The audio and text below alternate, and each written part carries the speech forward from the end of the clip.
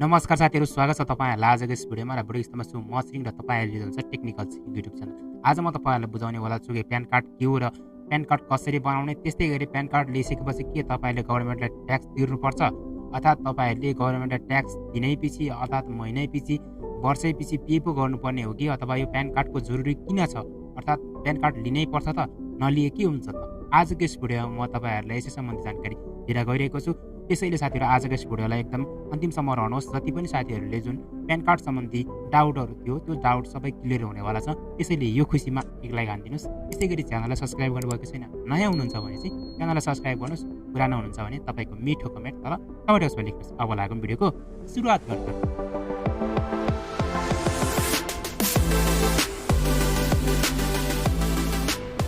अब सबैभन्दा पहिला त बुझौँ प्यान कार्ड के हो त। प्यान कार्ड एउटा यस्तो खालको कार्ड हो जस्तै तपाईहरु नागरिकता बनाउनुहुन्छ, त्यस्तै गरी पासपोर्ट बनाउनुहुन्छ, त्यस्तै खालको चाहिँ एउटा कार्ड हो जसले चाहिँ तपाईले बनाउन सकिन्छ, जुन चाहिँ आन्तरिक राजस्व कार्यालयबाट तपाईले बनाउन सकिन्छ। एकदम सजिलो छ। तपाईहरुलाई बनाउनका लागि थोरै मात्रै शुल्क तपाईले तिर्नु पर्ने हुन्छ। एकदम सजिलो तरिकाले त्यो बनाउन सकिन्छ। अब साथीहरु प्यान कार्ड कहाँनेर युज हुन्छ? कतिपय साथीहरुलाई थाहै छैन कि प्यान कार्ड कहाँनेर युज हुन्छ। प्यान कार्ड जस्तै अब तपाईको बैंकतिर युज हुन्छ। जस्तै भनौँ न तपाईहरु विभिन्न बैंकमा कारोबार गर्नुहुन्छ भने तपाईहरुले त्यो बैंकको लागि कुनै बेला प्यान कार्ड माग्छ र तपाईले दिनुपर्ने हुन्छ त्यो प्यान कार्डको डिटेल। प्यान कार्डमा एउटा नम्बर हुन्छ, जस्तै तपाईले स्थायी लेखा नम्बर पनि भनेको हुन्छ, जसमा तपाईले यहाँ देख्न सक्नुहुन्छ। यो साइडमा एउटा मैले इमेज राखिदिएको छु। इमेजमा तपाईले हेरिसकेपछि थाहा पाउन सक्नुहुन्छ कि प्यान कार्ड के हो र कस्तो देखिँदो रहेछ।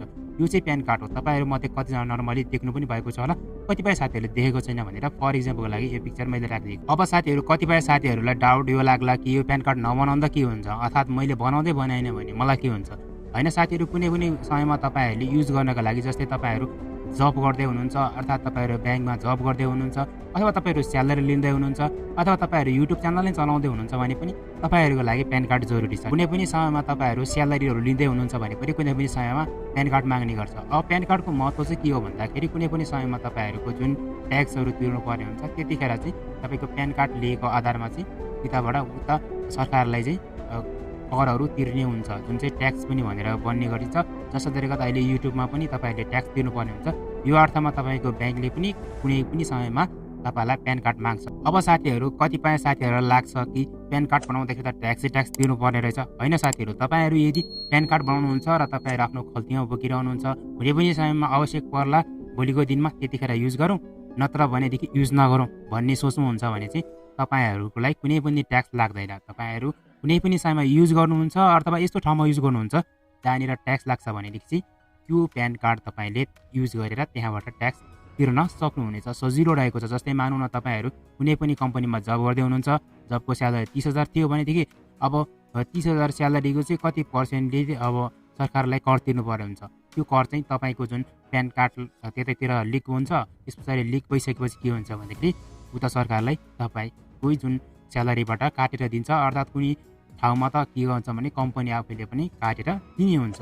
त्यस्तो तरिकाले चाहिँ त्यो पैसा चाहिँ काटेर दिन्छ। त्यसैले चाहिँ त्यसको लागि पनि हामीले प्यान कार्ड बनाउन जरुरी छ। अहिले धेरै जस्तो समयमा चाहिँ जागिर खाना अथवा बिजनेसहरु खोल्नका लागि कुनै पनि बिजनेस तपाईले गर्ने सोचाइमा हुनुभयो भने पनि तपाईले प्यान कार्ड बनाउन जरुरी छ। यो तरिकाले तपाईहरुले चाहिँ प्यान कार्ड लिन सक्नुहुन्छ। तर साथीहरु यदि तपाईहरु बिना युज नगरिकन तपाईहरु प्यान कार्ड बनाएर राख्नुहुन्छ भने तपाईलाई कुनै पनि ट्याक्स पे गर्नु पर्दैन। यो कुनै पनि समयमा इन फ्युचरमा तपाईलाई युज आयो भने तपाईले युज गर्न सक्नुहुन्छ, अदरवाइज तपाईहरुलाई कि तपाईहरुकै चोइस हो। र यो तरिकाले तपाईहरुले चाहिँ प्यान कार्ड सम्बन्धी जति डाउट थियो तपाईको क्लियर भयो होला भन्ने मलाई पूर्ण आशा छ। र तपाईहरु प्यान कार्ड कहाँ बनाउन सकिन्छ भन्ने सम्बन्धी मैले अघि नै फर्स्टमा पनि भनिरहेको थिएँ। आन्तरिक राजस्व विभागमा र तपाईहरुले अनलाइन मार्फत चाहिँ एप्लाई गर्न सक्नुहुन्न। यो सम्बन्धी थोरै जानकारी तपाईहरुले कहाँबाट बनाउने, के सम्बन्धी बनाउने एउटा यस्तो साइट राखेको छु। त्यो साइटमा तपाईले भिजिट गर्न सक्नुहुन्छ, तर डिस्क्रिप्सन बक्समा पनि राखिदिन्छु। त्यो साइटमा गइसकेपछि तपाईले प्यान कार्डको महत्व, प्यान कार्ड के हो कस्तो हो भन्ने कुरा तपाईहरुले अझ धेरै डिटेलमा जानकारी पाउनुहुनेछ। सो आजको यस भिडियो हेरिसकेपछि तपाईले प्यान कार्ड सम्बन्धी केही डाउटहरु क्लियर भयो होला भन्ने मलाई पूर्ण विश्वास छ। भिडियोलाई एक लाइक गरिदिनुस्। त्यस्तै गरी च्यानलमा नयाँ हुनुहुन्छ डेफिनेटली च्यानललाई सब्स्क्राइब गर्नुस्। र तपाईहरु पुरानो हुनुहुन्छ भने कमेन्ट बक्समा लेख्न नबिर्सिनुहोस्। सो आजलाई भने यति नै। हस्त नमस्ते, जय नेपाल।